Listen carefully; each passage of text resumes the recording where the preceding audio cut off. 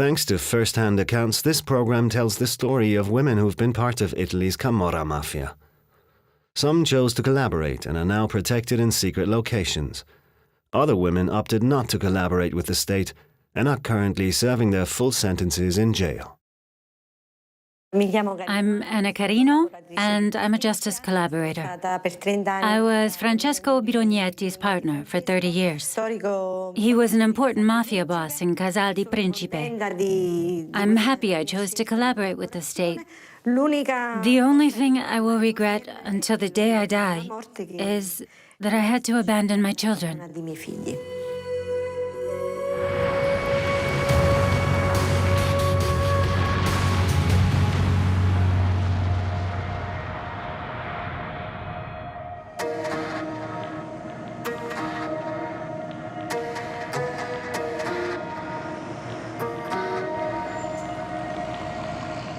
Anna Carrino wasn't just an ordinary woman of the Camorra. She was one of the protagonists of the most important and dreaded criminal organizations in Italy, the Casalesi clan.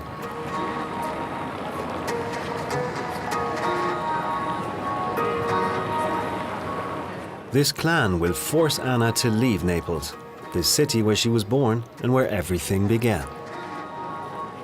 Anna is a true Neapolitan. She was born in the heart of the city, the hilly area, which is called Capodimonte.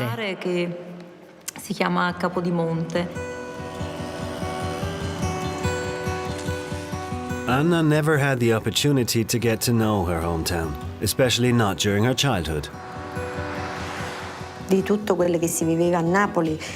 I never got a chance to experience Naples. I was sent to a boarding school when I was 2 with my sisters and my brother. I remember spending my childhood with the nuns.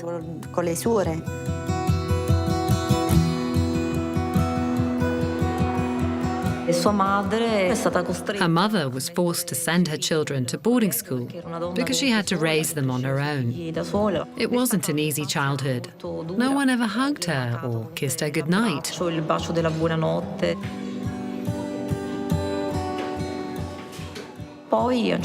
She went back home to her mother when she was a teenager, and that's when the fatal encounter happened.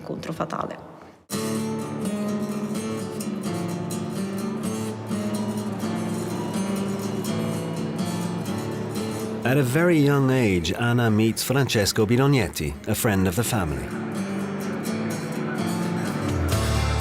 She starts dating him without telling her mother. I didn't ask many questions in the beginning. He always gave me many gifts. I didn't notice anything odd about him. A 14-year-old girl is unable to understand certain things. He was much older than I was. He was 29 years old.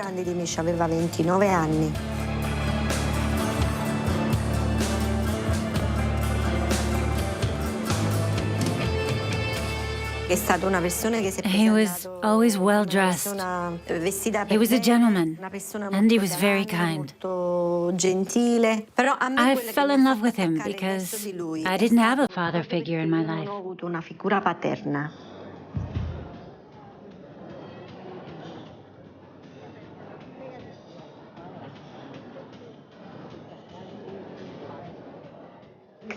If I asked for something, he would just give it to me, just like a father would have. My true father never acted like that because my parents had separated. Within a very short period of time, that elegant and kind man wins Anna's heart.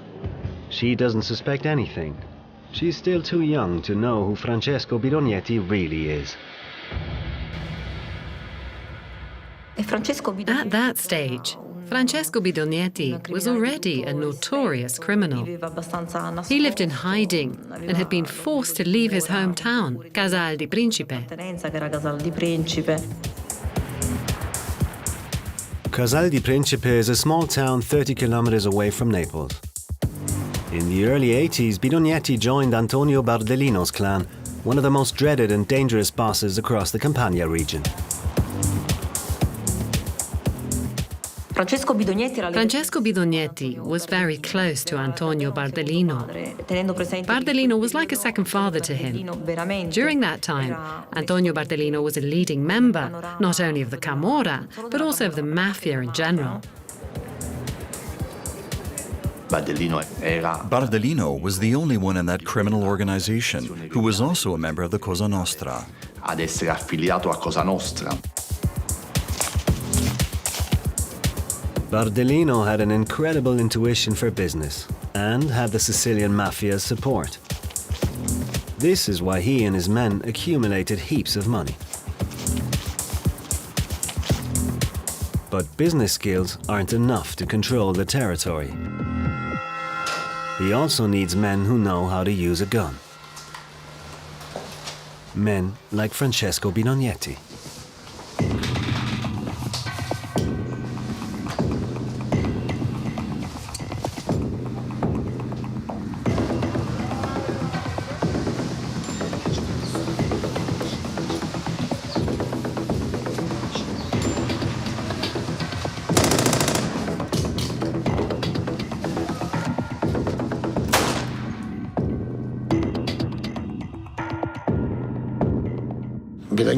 Francesco Bidognetti was a ruthless killer. He used to talk about ambushes and weapons as if it were something absolutely normal. Di armi come se fosse una cosa normale.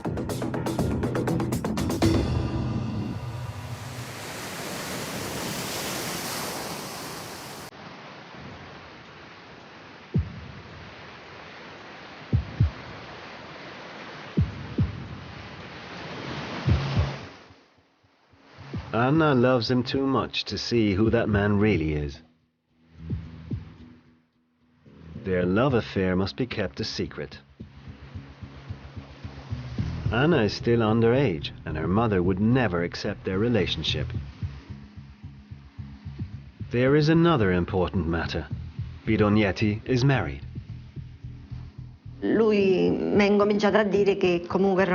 He told me that he was married and that he needed a woman since his wife was ill. She was bedridden. He sees Anna as his creation. He shaped her. She was clay in his hands, a little girl who wasn't formed yet, someone through whom you could write your own story. Francesco Bidognetti wrote his story through Anna.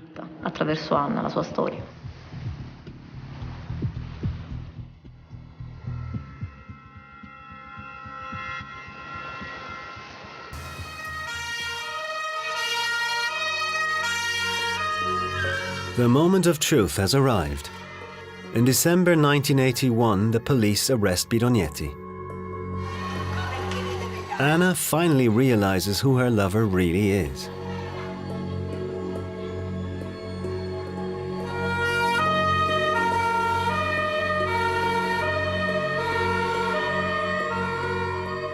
But it's too late to go back now. In the meantime, she has discovered something.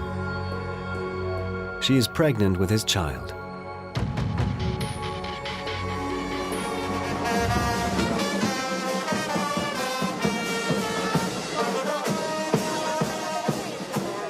Anna hides her pregnancy from her family up until it is not possible anymore. The pain becomes unbearable, so she goes to the bathroom and she can feel her daughter's head starting to come out.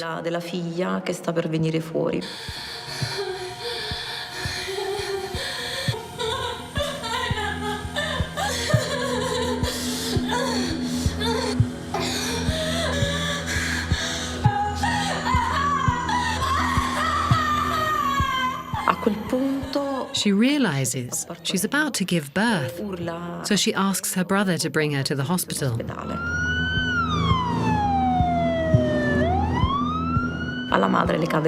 Her mother's world falls apart when she sees Anna and that little girl. She understands it's Francesco Bidognetti's daughter. In jail, Bidognetti finds out that Anna has given birth to a child and makes her move to his parents' house at Casal di Principe.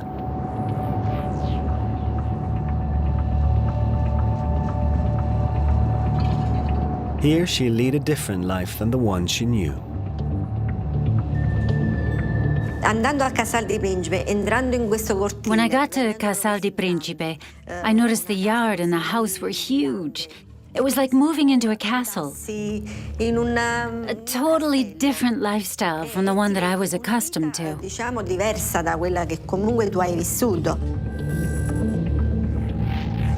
Anna expects to be welcomed like a daughter, but she soon faces the strict rules of the Bidognetti family.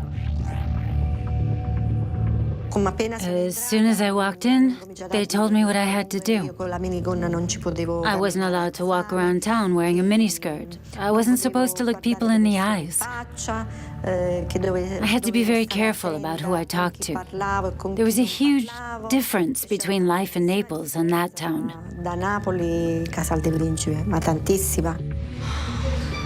Bidognetti's mother, Mrs. Cristina, forces her to obey the rules. A very tough period begins for Anna. Anna immediately realized she had become a slave. Mrs. Cristina told her what to do around the house.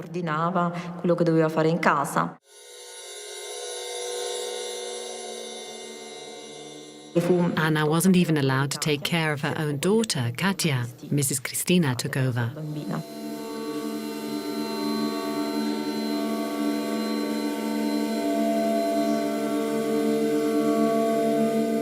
Mrs. Cristina wanted to put Anna in her place. She didn't want that girl to even exist. The control over the clan was at stake.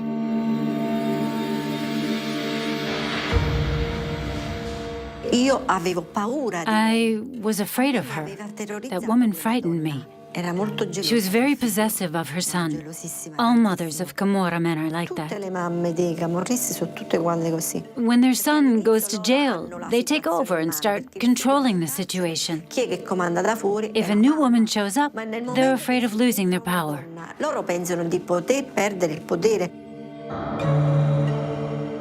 Anna has to bite the bullet and wait for her man to come home. But she's going to have to wait for a long time.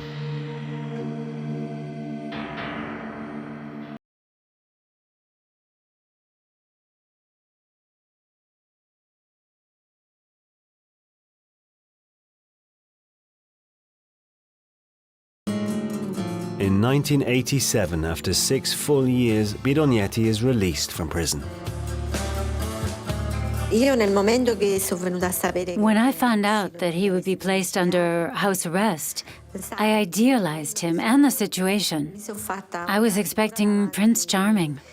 Quando uno si aspetta il principe azzurro, no?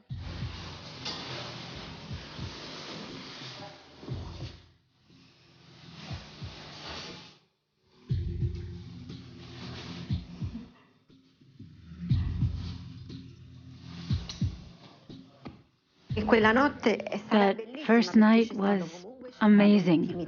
There was a strong intimacy between the two of us. But there was one thing I couldn't get out of my head. I kept thinking about my mother-in-law. I was afraid of her. So when I woke up, I told him about the situation. He understood. So that morning, he spoke to his mother. There was a big argument. He told her he would go away if she didn't leave the house. So she decided to leave. I benefited from the situation.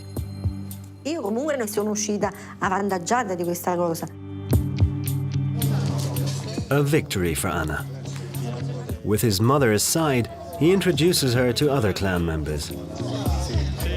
Francesco Schiavone, known as Sandokan, is among them. He's one of the bosses too. Suddenly I felt important.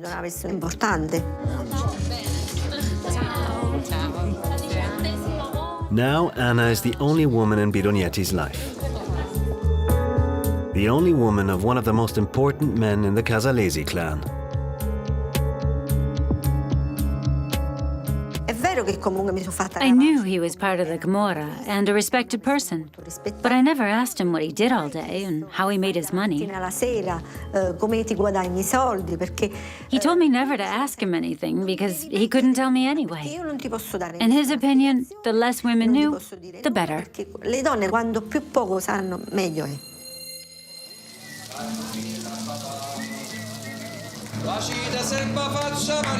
It's a golden period for them. For 2 years, they live like a normal couple. They have 2 more children, born out of love. They loved the idea of having a family together. That's all she ever wanted. The peace in Casal di Principe is destined to end.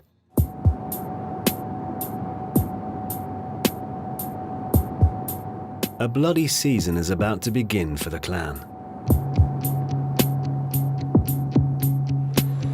The boss, Antonio Bardellino, moved to South America to pursue some business matters. A fatal mistake for a boss. Francesco Schiavone takes advantage of his absence to gain control of the clan. Francesco Schiavone is the one who suffers under his leader's charisma more than anyone else. So he decides to organize Bardellino's death. All'omicidio di Bardellino. Francesco Schiavone sent his men all the way to Brazil. That's where the Casalesi boss is killed, at the hands of his own men.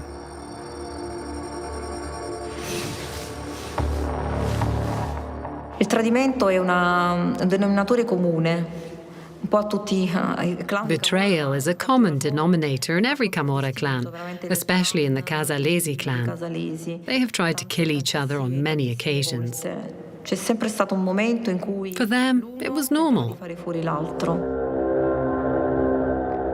It seems as if Bidognetti went along with someone else's project here. He realized things were changing.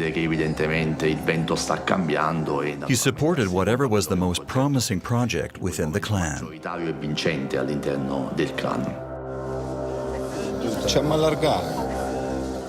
Killing the boss isn't enough to take control. They have to kill all of his men too. They begin an actual war in order to take over.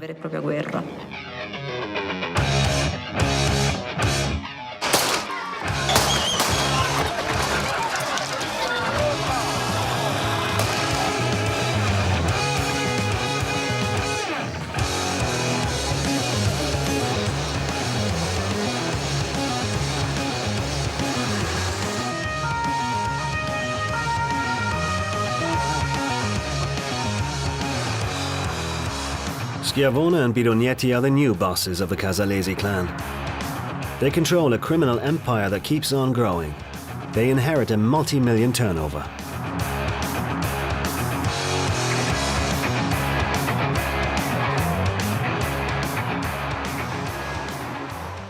The clan owns concrete companies, as well as companies that manage construction. They also own companies that deal with soil-moving machinery.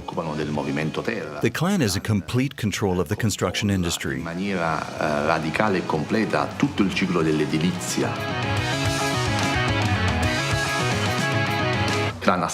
The clan has always been good at making money in business affairs. That's what makes the Casalesi clan special. Schiavone and Bidognetti become rich beyond belief. In the early 90s, the Casalesi clan generates a turnover of about 15 billion euros. Their power and flourishing business attract the authorities' attention. Bidognetti knows he's a wanted person, so he decides to go into hiding.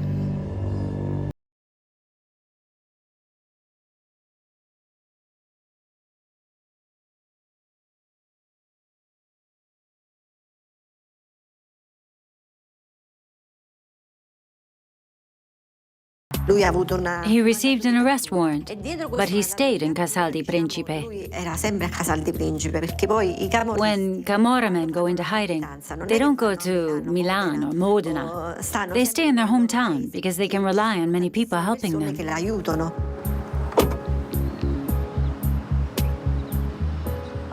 Sometimes people would come to pick me up and bring me to him. Sometimes I wouldn't see him for a fortnight or even a month. I was so happy to see him during our romantic getaways.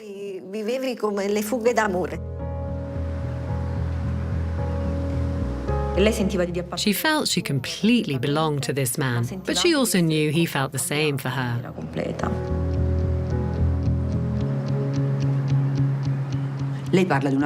She talks about a great love story. She was so in love with this man. But that man, the father of her children, is ruthless.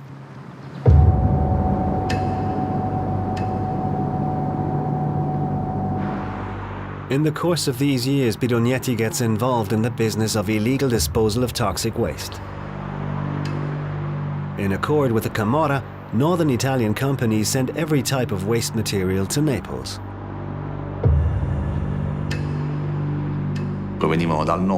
Everything would come from northern Italian companies that wanted to illegally unload their material and not use authorized disposal sites.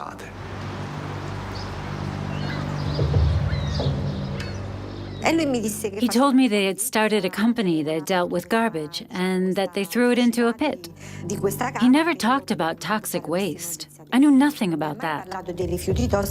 I knew that he earned lots of money with this garbage. He had earned a rather large amount of money.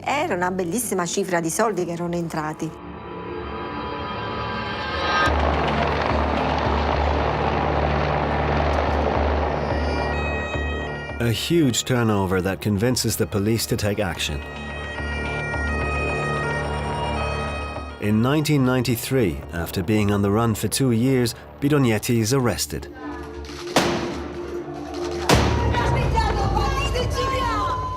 He is sentenced to a tough prison regime.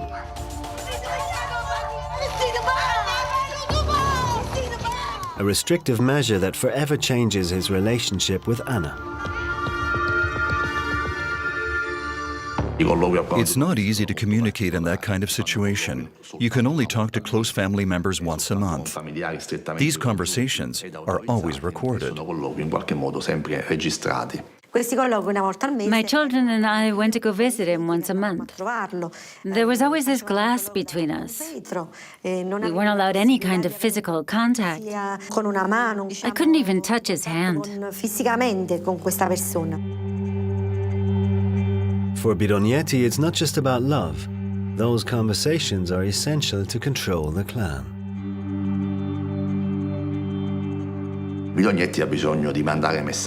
Bidognetti needed to send messages. He needed someone to help him. Anna plays an important role. She becomes the messenger for Bidognetti's orders. To maintain the existing chain of command, he depends on her.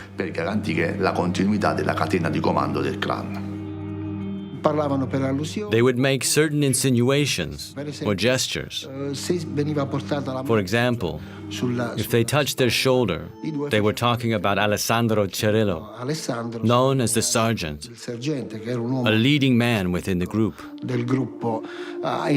They also used to touch their own faces very often.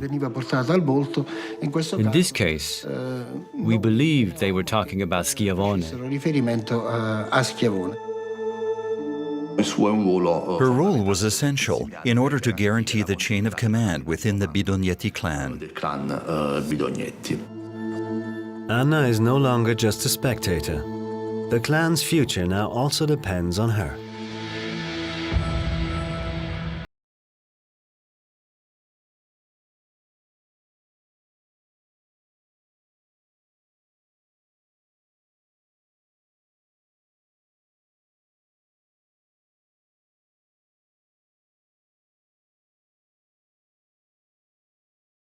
As children have grown up.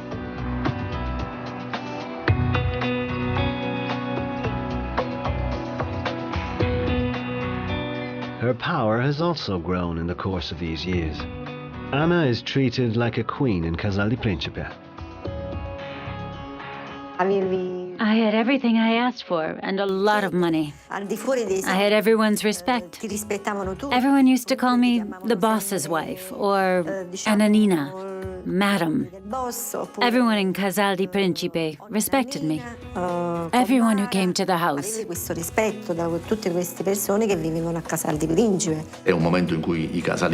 Casalesi clan is the biggest mafia organization at that time, probably even more powerful than the Sicilian organizations.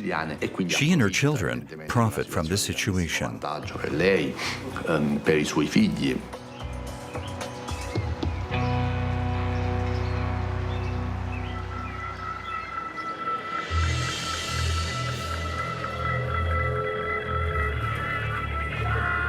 Anna continues to communicate Bidognetti's orders, but now she also manages the family's money. In casa nostra entravano tantissimi soldi. A lot of money came into our house. I didn't control the clan, but he did ask me to pay all the members and the lawyers who worked for him. That was my job. That was the situation I was in. That was the way I kept my hand in it. E questa era la situazione che io tenevo in mano. Deve gestire la famiglia. She had to manage the family, but in this case, it meant handling the illegal income that Bidognetti's family earned while he was still in prison. Bidognetti, che nel frattempo è detenuto. Bene, allora. So, is everything all right? Tutto a posto. We got the job. Riceveva tanti soldi. The clan was rich, Tanti soldi. allowing her to live a very luxurious life. Naturalmente, come dire, agiatissima. Money and esteem are the two things that aren't missing in her life. As time goes by, she starts to feel like a prisoner of the clan, though. Anna is a woman who loves life, but she lived in a gilded cage. She had all the clothes and jewelry she wanted.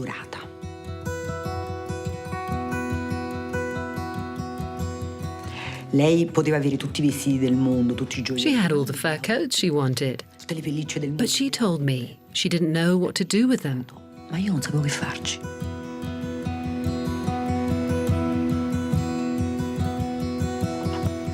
Io non potevo andare una sera. She couldn't go out for dinner or lunch. She couldn't go to clubs. She couldn't do anything because she was Bidognetti's wife. So she couldn't leave the house. E in quanto moglie di Bidognetti non mi potevo muovere.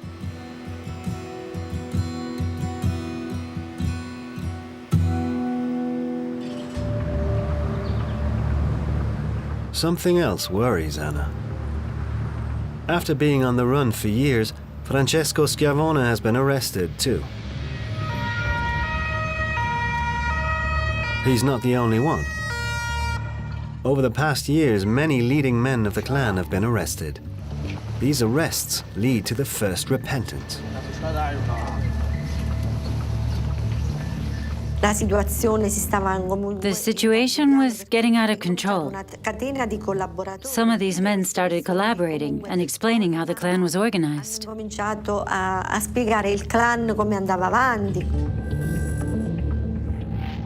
The information they give is likely to affect Bidognetti's situation. He could get life imprisonment if sentenced again.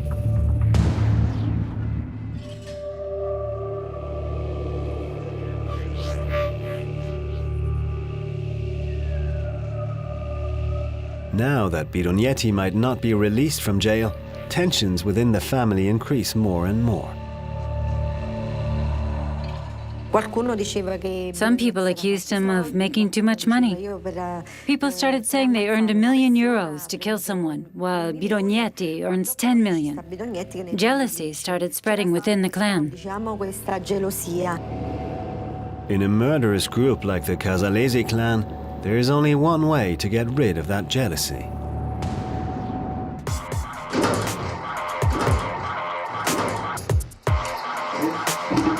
Get out of here. Go inside. I'll shoot you in the head. People started dying. Both Bidognetti's and Schiavone's men died. 3 here, 4 there. They took turns at killing each other.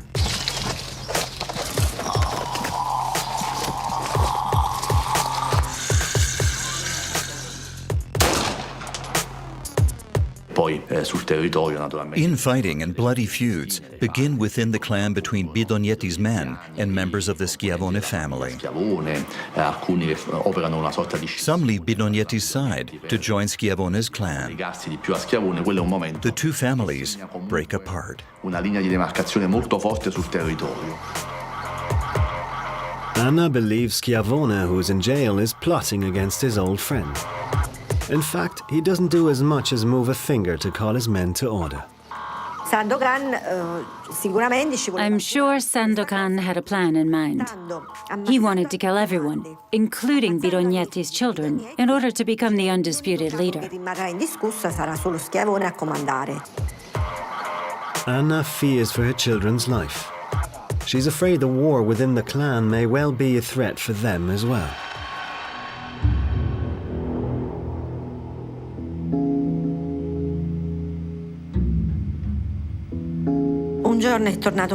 One day, my son came home crying. He'd had an argument with an older boy. My son told me he was walking down the street when a boy stopped him. His name was Antonio. I asked him what happened, and my son said that he thought this boy wanted to hurt him. The boy started saying bad words about our family, and my son was scared. This boy was a young carpenter, and it wasn't more than just a simple argument. But Anna was too scared to realize that. According to the clan's law, she turned to the current man in charge of Bidognetti's clan, Luigi Guida, known as Gigino O'Drink. I asked him to speak with that boy to see what he wanted and why he argued with my son. Guida era un uomo determinato. Guida was a determined and murderous man. So when Bidognetti's wife asked for his help with this, he felt he couldn't back down. He had to kill that boy. Far uccidere il ragazzo.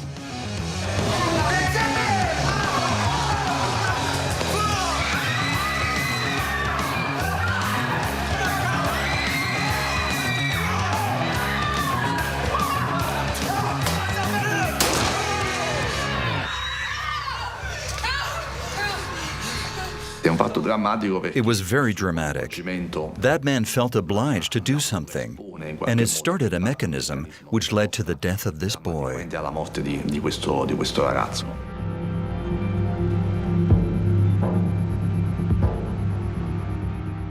Anna loses control. It's her fault that an innocent boy has died. A few months after this tragedy, another serious blow strikes. Anna discovers in the newspaper that Bidognetti has a lover. I asked Francesco whether he knew who this person was. He told me never to believe journalists because they tend to invent stories. But there's no use in making excuses anymore. That woman has been his lover for 20 years, the whole time. She starts blaming him for everything that had happened. She accuses him of being a terrible father and partner, that she had to live a horrible life full of hardships, and for the decisions he made. She accused him of abusing and betraying her.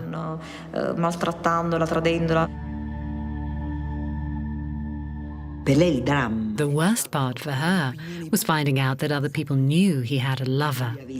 Her leadership as Bidognetti's partner is crumbling. For Anna, this is a heavy blow. Her world is falling apart. I started questioning my life and my partner, what kind of future I could give my children. I asked myself how long the situation could go on for. I even wondered if I could stand going to jail one day.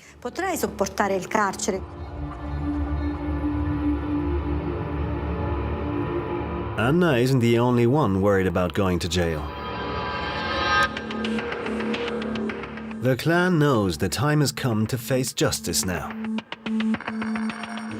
Life imprisonment and solitary confinement for 2 years for Bidognetti Francesco, Carrino Giuseppe, Iovone Antonio, and Schiavone Francesco. On September 15th, 2005, Bidognetti is sentenced to life in prison, together with 20 more members of the Casalesi clan. It's a memorable trial that is a backset for the whole organization.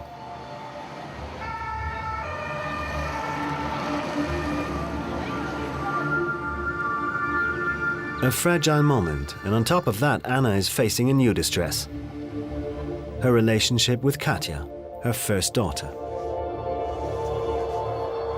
Anna had Katja when she was still very young, at a time in which Anna was still a child herself, or at least she still wanted to be one.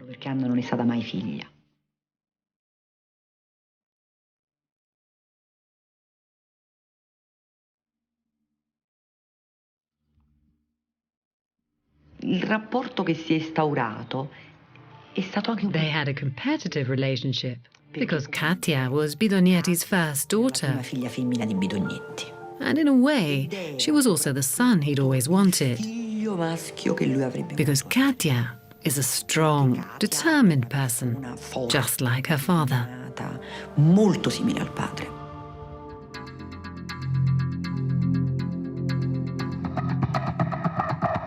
Their arguments heat up more and more, and then things take the wrong turn. You're a nobody, don't forget that. Katja no longer accepts her mother's authority. She's the one who wants to look after the family's money. Katja tried to take over her mother's role of managing the money that was sent to the family. Questi soldi, tantissimi soldi che arrivavano in quella casa. Katja tries to override Anna and therefore writes letters to her imprisoned father. She wrote him letters saying that I was losing my mind and that I was no longer able to deal with the situation. Bidognetti doesn't trust Anna anymore, so he decides to support his daughter. I was no longer allowed to manage the family money. They would give the money directly to Katja.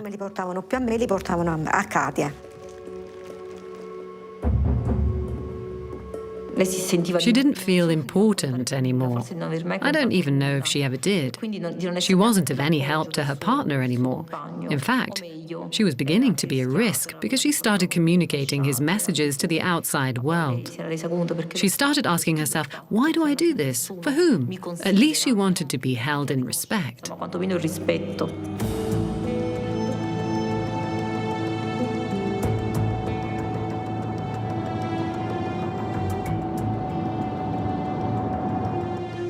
After 2 months, I went back to see him. I wanted to reconcile with the family. It wasn't a matter of setting things right between myself and him. I knew the two of us had changed too much for that. She had lost all of her strength and self-confidence, especially during that last conversation they had. Anna told Bidognetti that she was confused and didn't feel well. Anna felt pinioned against the wall. Many clan members were going to jail and the family situation had become unbearable. That's when she made a desperate move. I asked him to collaborate with the state. He told me never to ask him that question again. He said I could leave if I wanted to. He had this expression on his face only I could read. And I immediately understood what he was thinking.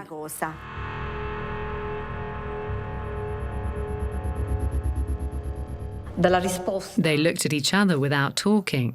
Francesco Bidognetti looked at her with absolute disgust, at the woman who had been his partner for so long.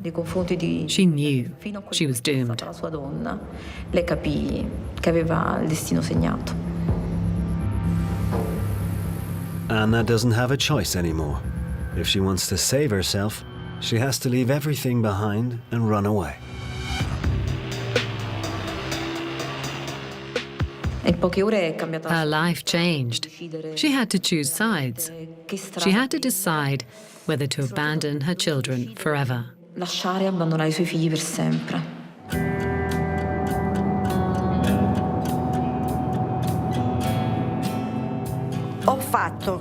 I drove from Casal di Principe to Caserta, and I cried thinking about my children. Perché pensavo ai miei figli. But once I had left Caserta behind and was headed towards Rome, it was as if the gates to paradise were opening up for me. Anna decides to stay in Rome, but her escape doesn't go unnoticed.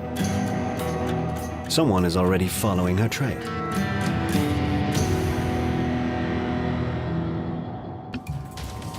The police have been following her for a long time.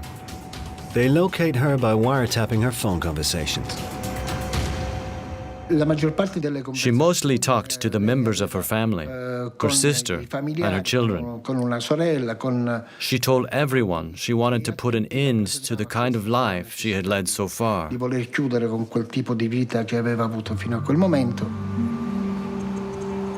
I used to talk to Teresa and tell her to be careful.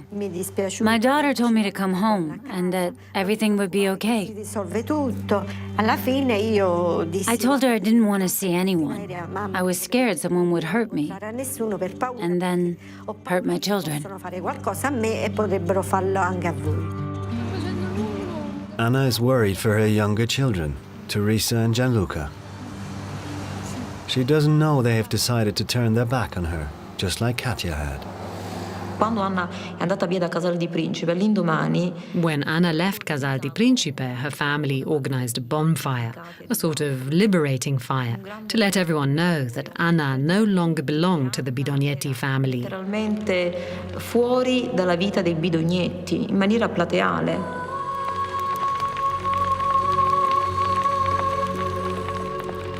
Furono incendiate All her belongings were burned in that fire, to tell everyone that Anna Carrino had been a traitor. Era stato un infame.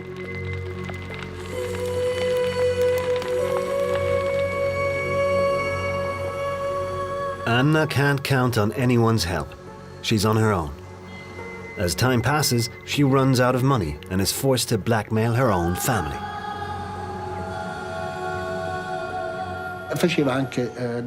She even threatened them. If she didn't get what she wanted, she told them, she would be forced to go to a police station. This would mean the beginning of a collaboration.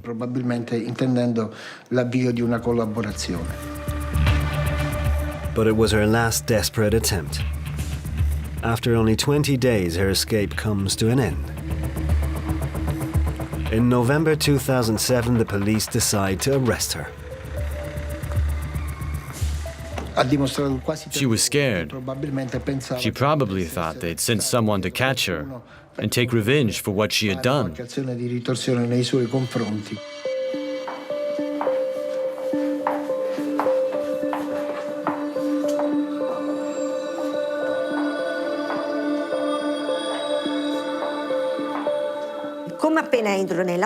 As I walked into the room, I was very confused. I was crying because I wanted to know how my kids were.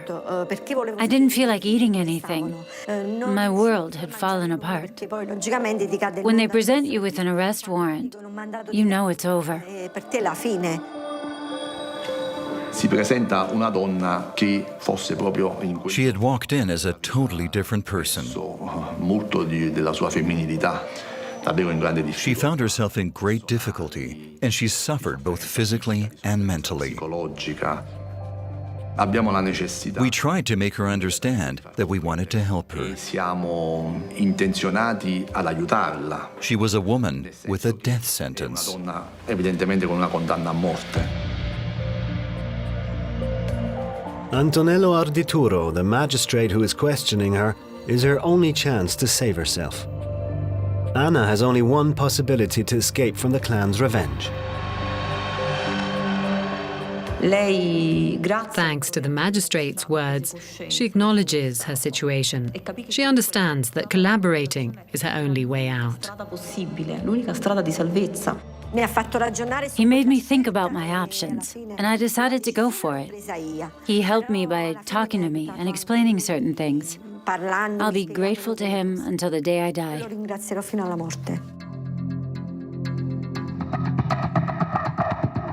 Anna decides to collaborate. A decision that the clan considers to be a declaration of war.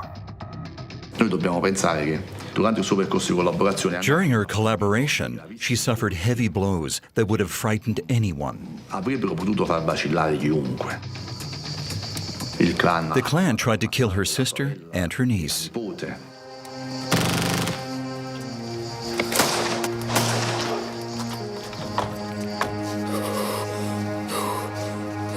La nipote Her niece was rescued just in time.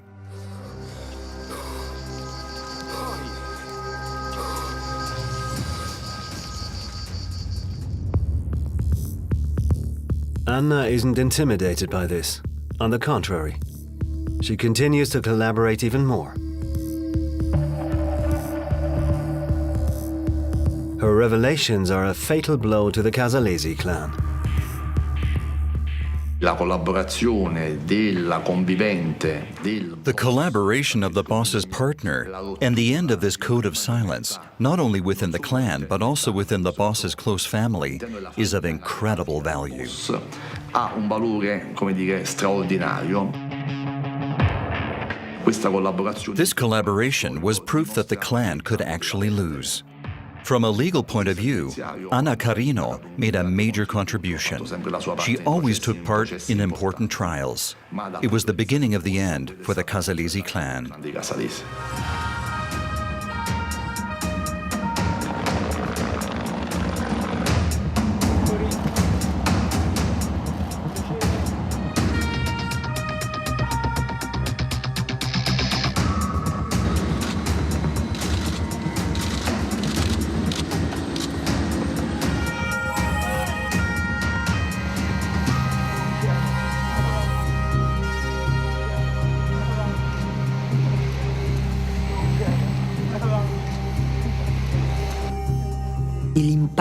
It had a very strong impact. The collaboration of Bidognetti's wife was a disgrace for him. Questa collaborazione della moglie.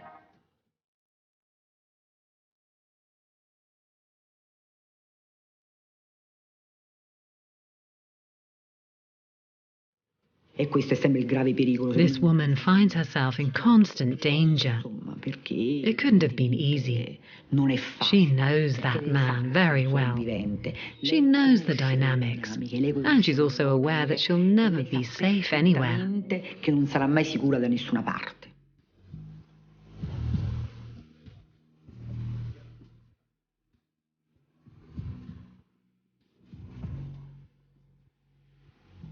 Ho fatto una scelta che non me ne pento. I don't regret my decision.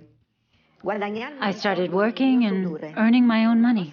I really enjoy it. Mi vivo la mia vita come avrei. I live my life just like I wanted it to be as a teenager. Non devo. I'm not accountable to anyone. The only thing I want in life is regaining my children's trust and being with them again. I miei figli.